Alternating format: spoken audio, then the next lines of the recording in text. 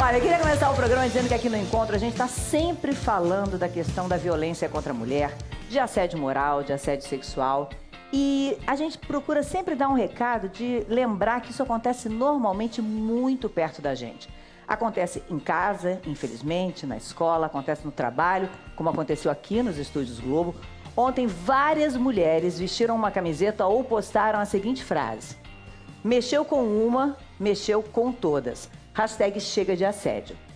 Vou começar com a Ludmilla. Ludmilla, você acha que realmente a gente está ficando mais unida e que, em vez daquela concorrência e competição que todo mundo acusava as mulheres de ter, nos últimos tempos a gente tem sentido a necessidade de se unir? Cara, demais da conta. Aconteceu um caso comigo que não foi de assédio, foi de racismo. E aí as mulheres, cara, elas vestiram a camisa de verdade, começaram a compartilhar, me dando o maior apoio pra eu continuar, pra eu ir até o final, pra eu não abaixar a cabeça. E eu me senti muito abraçada, me senti forte demais, entendeu?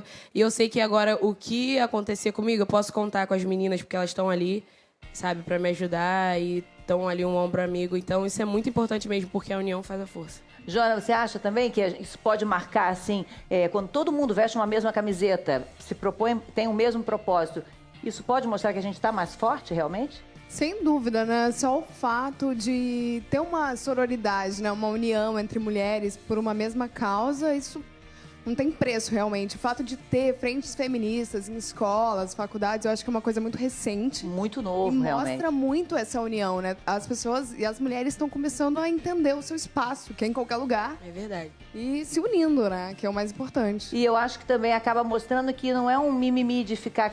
às vezes fala, é um mimimi. Não é uma questão de ficar reclamando, não é?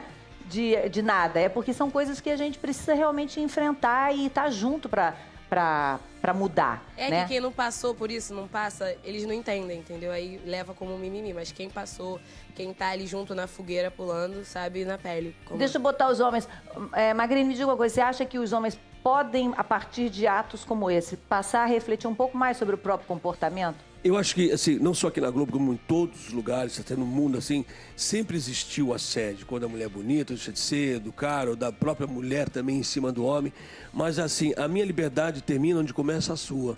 Então, jamais. Esse negócio assim, deve ter havido muito assédio, sim. Mas essa menina chegou, se pronunciou, falou, tomaram-se medidas, a Globo veio, pediu desculpa, fez. O Zé, um colega nosso também, sabe o que aconteceu, se desculpou. E eu acho que deve ter tido muita coisa, mas ninguém fala nada, porque é aquele medo, eu vou falar, a pessoa é quem é. Eu estou falando de Rede Globo, estou falando de uma outra empresa grande, um diretor, um presidente, seja quem for. Então, poxa, ele fez isso, e a corda vai arrebentar do lado mais fraco. Sempre é assim. Então, foi ouvido, aconteceu, teve uma posição, mexeu com uma, mexeu com todos, legal. As colegas aí trabalhando também vestiram a camisa e fizeram uma voz. Então, quem sabe isso toma-se providência, porque, gente, a gente está em 2017. E não tem essa de assédio, de fazer a mulher. Todo mundo tem o seu direito de se colocar, de se pôr. E não tem essa do homem chegar e fazer. O que é isso? É uma sociedade machista, fez-se tanto tempo lá atrás. Mas não existe como chegar agora e eu não te respeitar porque você está mais ousada. Então, se ela está de minissaia, eu tenho que abusar, ou passar a mão, ou falar alguma coisa nela. Porque ela está de minissaia, está chamando a minha atenção. A mulher também, por sentido, tem que saber se usar, se colocar, para não instigar ao outro. Mas, e na verdade, mais do que instigar, né, Magrini, o outro saber que tem que respeitar, lógico, independentemente de como ela... A minha liberdade termina onde começa a sua. Você tá bem que, você tá muito bonita, que legal. Mas o que me dá o direito de eu chegar em você e te tocar? Não, jamais. Isso não pode... Eu acredito que é o problema da pressa. A sedução é lentidão. A sedução é gentileza. É respeitar a liberdade do outro. É assumir... uma renúncia, assumir. Um descarte, assumir. Não. De repente, não quer. Não quero hoje. Mas é isso, é ter paciência.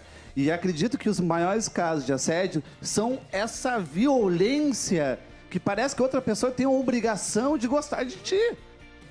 E o homem, ele ainda não está pronto. O homem está sendo educado pelo medo ainda. Falta chegar ao outro passo, que é o respeito. Que não existe, às vezes. Não existe ainda o respeito. E aí Tratam a mulher como objeto. Imagina. E aí eu acho que a gente vai indo para a educação, né, Andréia? De que maneira a gente consegue criar esses homens para esse respeito e para uma mudança de comportamento real e não temerária ou ameaçada por alguma coisa. Essa educação já tem que vir de casa, do exemplo que o próprio pai dá quando ele se refere a mulheres, a artistas, a personagens que aparecem na televisão, né? Se ele se refere com respeito de uma maneira pejorativa, tratando como objeto. As próprias filhas ou a própria mulher também nessa relação. Exatamente, na igualdade de condições que ele dá na criação de meninos e meninas, dando oportunidades iguais, dando tarefas domésticas iguais para os dois. Então, tudo vem de casa. Agora, eu acho interessante que esse movimento ele ganha força com as redes sociais.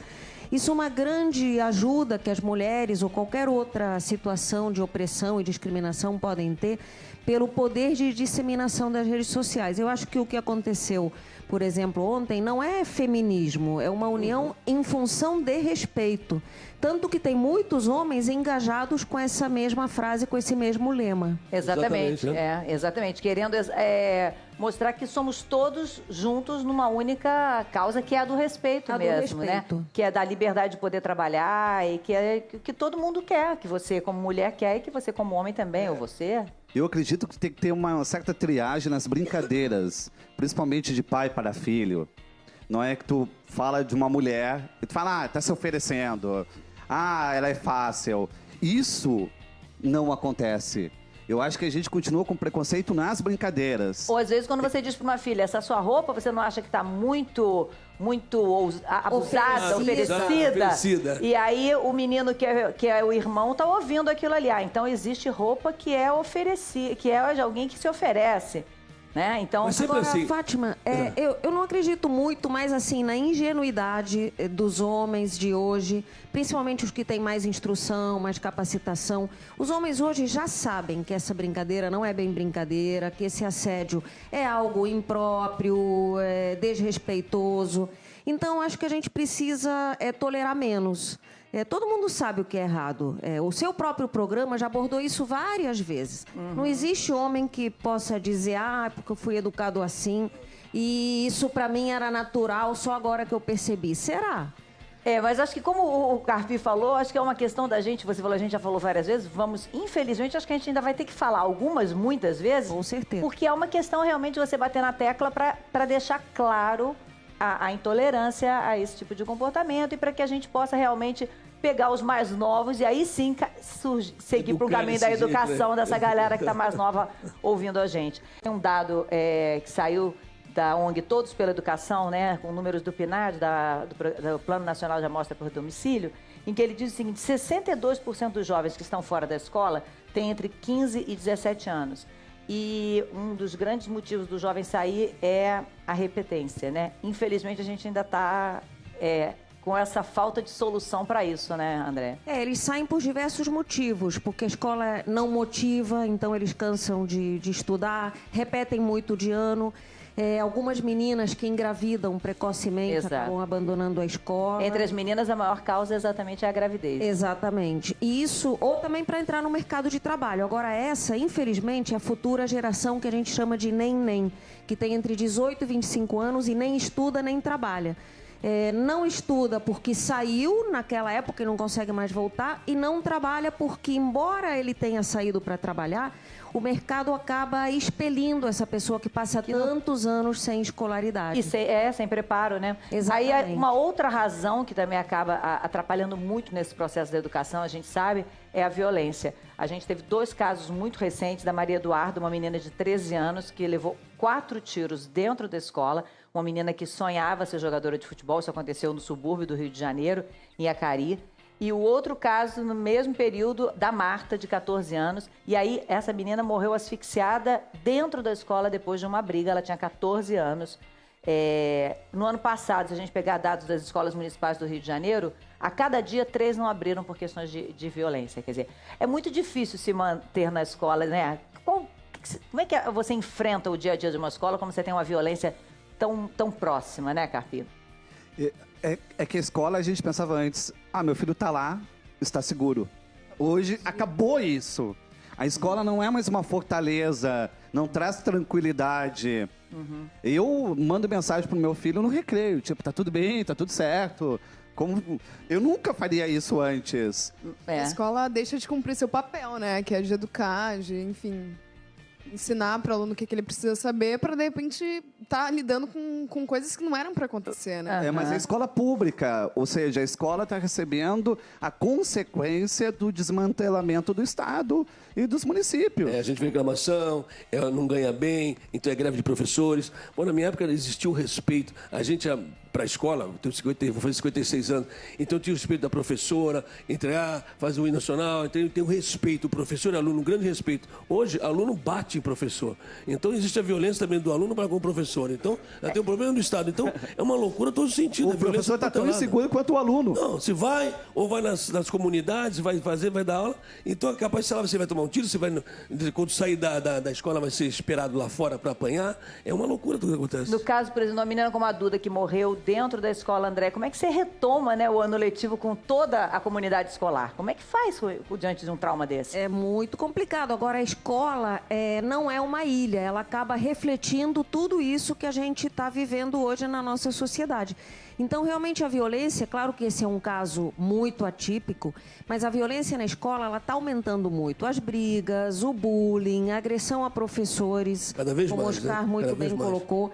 E isso aí a gente precisa trabalhar com projetos de educação para a paz e educação para a paz, no sentido de contra a guerra, contra a briga. Uhum. E também envolvendo muito a comunidade, o entorno. A gente falou de clima violência. que não pode penetrar na escola. A gente estava aqui na plateia conversando com as pessoas que vieram para assistir o programa e a Viviane contou de um trauma que ela enfrentou na época de escola. Isso já tem um tempo, né, Viviane? Sim. Você disse que você era adolescente na época. Eu tinha 16 anos. E o que aconteceu? Nós estávamos em período de prova. O nosso professor de matemática, o professor Steclini, o garoto entrou com uma cola para colar a prova e ele percebeu. Então, ele chamou a atenção desse menino, colocou ele para fora da sala. E quando nós saímos para o intervalo de um lanche, o garoto foi e assassinou o professor na frente dos alunos, na porta da sala de aula. Então, aquilo foi muito traumatizante, porque, assim, um professor muito querido, sabe? Uma pessoa que estava ali para poder nos ensinar, porque acho que a educação vem de casa, o professor só complementa na escola. E ficamos uma semana afastados, depois tivemos que voltar, ter uma professora substituta. Isso tudo muito, muito traumático para todo mundo, para esses adolescentes, né? Verdade, porque você participar de novas aulas naquela mesma sala traz toda aquela lembrança, né? É verdade. Agora, por outro lado também, meus filhos estudaram na mesma escola que eu. E Você acabou colocando seus filhos lá também? Também. E aí eu me formei e foi conforme eles começaram a estudar lá, teve uns projetos que fizeram, as mães foram para as ruas, sabe? Mas aquilo dali não traz a vida do professor, né? É claro. E ele é um professor maravilhoso. Muito obrigado pela sua história. Quer dizer, é algo que já aconteceu há algum tempo e que, infelizmente, a gente só viu piorar, né, ao longo do tempo, né? Isso aí. E essa violência no entorno das escolas, Fátima, ela até acaba atrapalhando o aprendizado. Porque a criança vai para a escola com medo, está lá numa situação de tensão, não consegue se concentrar, pensa na hora de sair da escola, se não vai ter algum problema também. Fora essas interrupções que você comentou. Quer dizer, como é que você vai ganhar o ritmo de estudo, a evolução, se a toda hora você está paralisando a aula? O que o professor tem que fazer? Vamos recordar a matéria que a gente já viu na semana passada, quando a aula parou. Então, assim, é um ritmo que não se retoma e isso colabora para cair o rendimento da educação. Cai o rendimento, o aluno repete, o aluno não volta, e aí ele sai da escola e a gente fica nesse ciclo rodando atrás do rabo. Eu acho que isso também tem, você pode me confirmar, esse negócio de não ter alfabetismo, diminuir o número de alfabetos, mas tem gente que sai do ginásio, né, porque chama ginásio, oitava série, colegial, não sabe fazer uma tabuada, não sabe fazer uma conta e passou, gente, tá indo pro colegial. Não sabe entender o que lê, né? O que é grave. Não entende o que lê, não sabe fazer uma conta, mas não pode ter reprovação, porque ninguém é analfabeto. O Brasil não existe analfabetismo. Cara, isso é uma loucura também, não? E é difícil a escolha do aluno. Ou ele está com a turma contra o professor, ou com o professor contra a turma. É difícil. É um dilema. Ou ele é malandro e consegue a aprovação dos seus colegas, ou ele é estudioso e recebe bullying virtual, bullying real. Que aí é que está essa inversão dos valores. Quer dizer, uma sociedade que está valorizando o agressivo, o que faz bullying, o que aparece, em detrimento do que estuda, do que é correto, do que segue as normas.